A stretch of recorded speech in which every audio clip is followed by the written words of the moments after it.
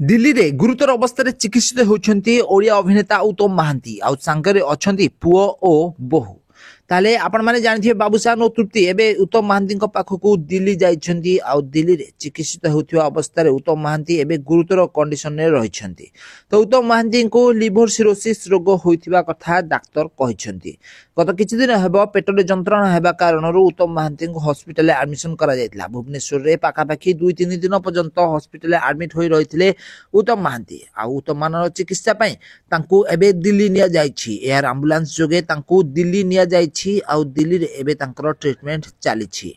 तो उत्तम महांती पाखरे बाबूशान और तांको स्त्री तृप्ति रहिथिबा कथा जणा मरिछि। ताले उत्तम महांती बॉलीवुड इंडस्ट्री 80 दशकरू अभिनय करि आछुछन्ती। 1977 मसिया रे तांकर प्रथम सिनेमा रिलीज होइतिला।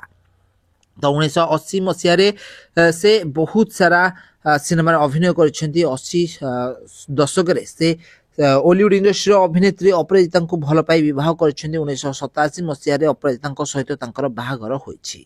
तो उत्तम महांती को एबे पाखापाखी 66 रु 67 वर्ष बयस होइछि। उत्तम महांती बॉलीवुड इंडस्ट्री पाखापाखी 150 सिनेमा रे अभिनय करिसेंती। उत्तम महांती पुओ बाबूशान भी मध्य जने ओडिया अभिनेता अटंती। बॉलीवुड इंडस्ट्री चॉकलेट हीरो कह गले बाबूशान को बुझा जाए ताले ओडिया अभिनेता बाबूशान शूटिंग सेट रु एबे बापा पाखकू जाइछंती। शूटिंग सेट को अधारू छाड़ी बापा स्वास्थ्य अवस्था खराब हेबा कारणरू एबे दिल्ली जाइछंती बाबूशान महांती।